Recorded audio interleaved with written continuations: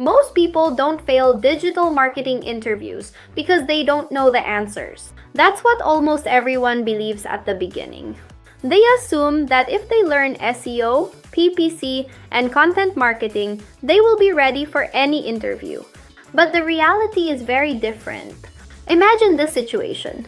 You are sitting in an interview. The interviewer asks you a simple question, something you have already prepared. In your mind, you know the answer. But when you start speaking, your words don't come out clearly. You hesitate, you try to remember the exact definition, and suddenly your answer feels weak. Now, from the interviewer's perspective, it doesn't look like a knowledge problem. It looks like a confidence problem. And that is exactly where most candidates lose their first impression.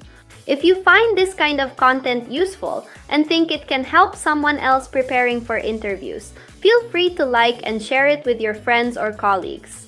Because in this video, we are not just focusing on answers, we are focusing on how to deliver them effectively. The biggest mistake most candidates make is very simple. They focus only on memorizing answers. They believe that if they can repeat definitions correctly, they will perform well in the interview. And on the surface, that sounds logical. But here's where things start to break.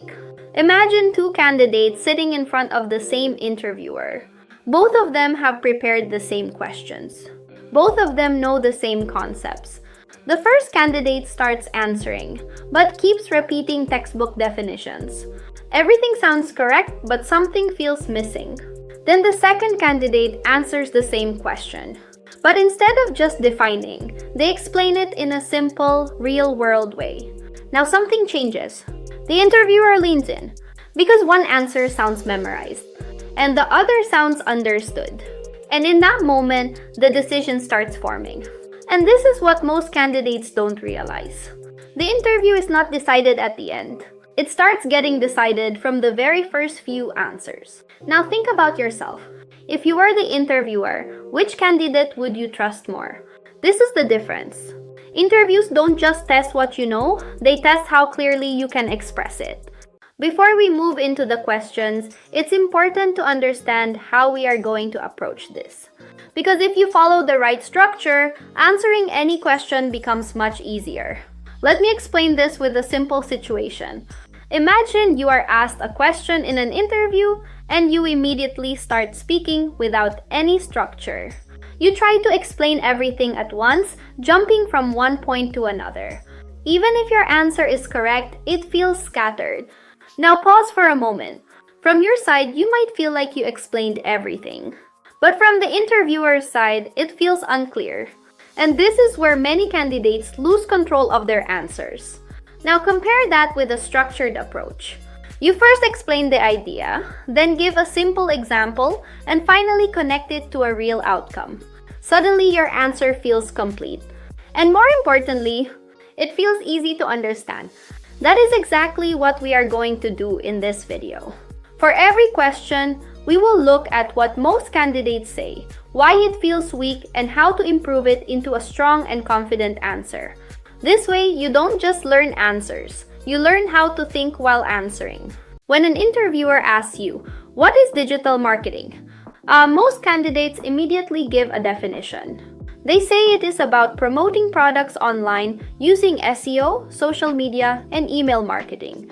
Now, technically, this answer is correct. But in an interview, it feels incomplete because it sounds like something memorized rather than understood. Let's look at it differently. Imagine a business that is trying to grow online. They don't just post content randomly. They create awareness through content, attract people through ads, and then convert them into customers through follow-ups or offers. At first, it may look like separate activities. But if you look closely, it is actually a connected process. And this is where the understanding changes. Digital marketing is not just about tools. It is about how these tools work together. So a stronger answer would be to explain it as a system. You can say that digital marketing is about using online platforms to attract, engage, and convert customers over time. Now think about which answer sounds more practical. The one that lists tools or the one that explains how the system actually works. Another common question is the difference between SEO and PPC. Most candidates answer this by saying SEO is organic and PPC is paid advertising. Again, this is not wrong, but it does not show depth. Let's look at a real situation. Imagine a business that just launched its website. They need traffic immediately, so they run ads and start getting clicks. At first, everything looks fine, but then something happens. The moment they stop running ads, the traffic drops to zero. And that's when the real problem becomes visible. They realize they were completely dependent on paid traffic, so they start working on SEO to build long-term visibility. Slowly, their content starts ranking, and traffic begins to come in without paying for every click. Now things feel stable. But here's something interesting. Even after getting organic traffic, they still continue using ads. Because now they understand something deeper. SEO gives stability, but PPC gives control and speed. And using both together is what actually creates consistent growth. Now think about this. It's not just about knowing the difference. It's about knowing how they work together. And that is what makes your answer stand out in an interview. When an interviewer asks you about CPC and CTR, most candidates immediately expand the full forms and stop there. They say CPC is cost per click and CTR is click-through rate. While this answer is technically correct, it feels incomplete in an interview because it does not explain why these metrics actually matter in real situations. Let's look at this from a practical perspective. Imagine you are running an ad campaign and you notice that your cost per click is low. At first, it feels like everything is working well because you are paying less for each visitor. But then something starts to feel off. Even though people are seeing your ad, very few of them are actually clicking on it. Now you pause and think, is the issue the cost or is the ad not engaging enough? This is where real understanding begins. CPC tells you how much you are paying for each click, but CTR tells you how effective your ad is in attracting attention and generating those clicks. Now reflect on this. If you only focus on CPC, you might think your campaign is efficient, but without a good CTR, your ad is not performing as expected.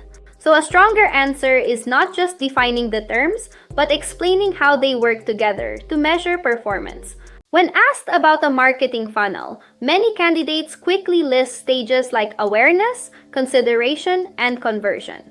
While that sounds correct, it often feels like something memorized rather than something understood. Let's look at this from a real situation. Imagine you come across a brand for the first time while scrolling. At that moment, you don't care. You scroll past it without even thinking. A few days later, you see the same brand again. This time, something changes. You recognize the name, and you pause for a moment. Now here's where it gets interesting. Even after noticing it, you still don't take action. You move on again. But over time, as you keep seeing their content, something slowly builds. You start trusting the brand. And only after that, you finally consider taking action. But even then, you don't act immediately. You might check their profile. You might compare with other options. And only after that final step, you decide, now think about this. That entire journey did not happen in one step. It happened through multiple small decisions. And that is what a funnel actually represents. Not just stages, but how trust builds and converts over time. Search intent is often explained as what the user is looking for, but that explanation is too basic and does not reflect real understanding. Let's break this down with a simple situation. Imagine two people searching online. One searches for best laptop under 50,000 and another searches for buy laptop online. At first, both searches look similar, but then something changes. The first person is still exploring. The second person is ready to act. Now imagine you show the same content to both. At first, it might feel fine, but then something starts to break. The first person finds your content too pushy, because they are not ready yet. The second person finds it too slow because they already want to buy. And now both leave. Now this is the real problem. Not traffic, but mismatch. And this is where most candidates miss the point. Search intent is not just about keywords. It is about understanding where the user is in their decision journey.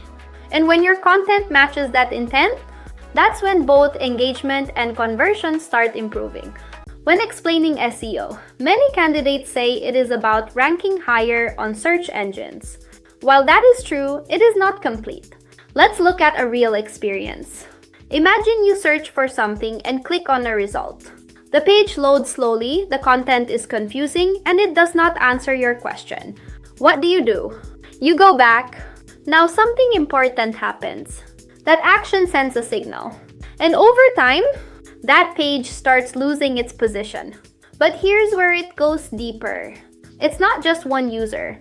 Imagine this happening again and again with multiple people. Now the search engine starts recognizing a pattern. Users are not satisfied, and slowly, that page drops even further. Now here's the shift. Ranking is not just about keywords. It is about whether users stay or leave, and this is where understanding changes. SEO is about visibility plus satisfaction. Not just ranking, but keeping the user engaged long enough to get value. Now think about your answer. Are you explaining ranking, or are you explaining what actually keeps a page ranking? When asked about A/B testing, many candidates simply say it is comparing two versions. While that is correct, it does not show why A/B testing is actually important in real situations. Let's look at a practical example. Imagine you create two versions of an advertisement. One has a simple headline, and the other has a more emotional and attention-grabbing headline. You run both. At first, you expect both to perform similarly. But then something surprising happens. One version starts getting significantly more clicks. Now here's where most people make a mistake. They assume they got lucky. They move on and try something completely different next time. And because of that, they never really understand what worked. Now compare that with a different approach. Instead of guessing, you pause. You look at the data. You analyze the difference. And now something changes. You don't just get a result. You get an insight, and that insight helps you improve your next decision. That is what A/B testing actually does. It removes guesswork and replaces it with clarity. Now think about your answer. Are you explaining comparison? Or are you explaining how decisions improve over time? At this point, something important should start becoming clear. Most interview questions are not actually difficult, but the difficulty does not come from the question. It comes from how you respond in that moment. Let me show you what that really looks like. Imagine you are sitting in an interview and a question is asked that you already know. You feel confident for a moment because you recognize it immediately. But then something changes. Instead of explaining it naturally, you try to recall the exact answer you memorized. And suddenly you slow down. You hesitate. Now from your side, it feels like a small pause. But from the interviewer's side, it feels like uncertainty. And here's where it goes deeper. This doesn't just happen once. It starts repeating. The next answer feels slightly less confident. Then the next one feels even more controlled. And slowly, your overall impression starts dropping. Not because your knowledge changed, but because your delivery did. Now think about this. Interviews are not judged at the end. They are built moment by moment. And once that confidence breaks, it becomes very hard to recover. That is why this small hesitation matters more than you think. Now think about your own preparation for a moment. How are you actually practicing your answers? Are you reading them again and again? Or are you trying to explain them out loud? Let's imagine a situation. You prepare an answer perfectly. You can recall every line while reading and it feels smooth. You feel confident because everything sounds correct. But then in the interview, the question is asked slightly differently. Now something unexpected happens. You pause because the structure you memorized no longer fits exactly. And that small pause starts affecting your flow. You try to adjust your answer, but it doesn't come out as clearly as before. Then the next question comes, and now you're slightly more cautious. And slowly, that hesitation starts repeating. Your answers become shorter, more controlled, and your confidence starts dropping. Not because you forgot everything, but because you were depending on memorization. Now compare that with someone who understands the concept. Even if the question changes, they adjust naturally. Because they are not recalling, they are thinking. And that ability to adapt is what separates a prepared candidate from an average one. Another common mistake candidates make is trying to sound more technical than necessary. They believe that using complex words will create a stronger impression. But let's look at what actually happens in a real situation. Imagine a candidate answering a question in an interview. They start using heavy terminology, long explanations, complex phrases. At first, it sounds impressive, but then something changes. The answer becomes harder to follow. The interviewer starts focusing more on understanding the sentence than the actual idea behind it. And slowly, the clarity starts fading. Now here's the important part. Even though the candidate knows the concept, the answer doesn't feel clear. And when clarity is missing, trust starts dropping. Now compare that with another candidate. They explain the same idea in a simple and structured way, and something changes immediately. The answer feels easy to understand and easy to trust. That is the difference. In interviews, clarity does not make you look simple. It makes you look confident and in control. Now think about your own answers. Are you trying to sound complex? Or are you making sure you are clearly understood? So instead of focusing on learning more and more questions, it's important to shift your focus. Let's look at what most candidates actually do. They keep collecting questions. They try to prepare everything. At first, it feels productive. They feel like they are covering more topics and becoming more prepared. But then something starts to happen. When the interview begins, they struggle with simple questions.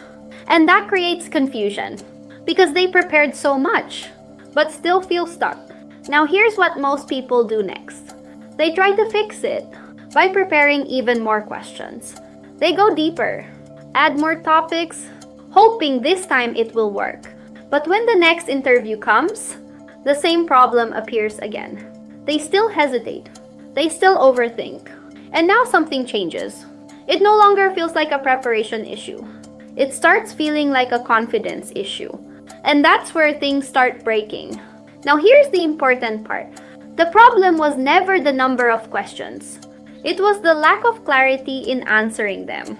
And once that becomes visible, your entire preparation strategy needs to change. Because preparation is not about how much you know.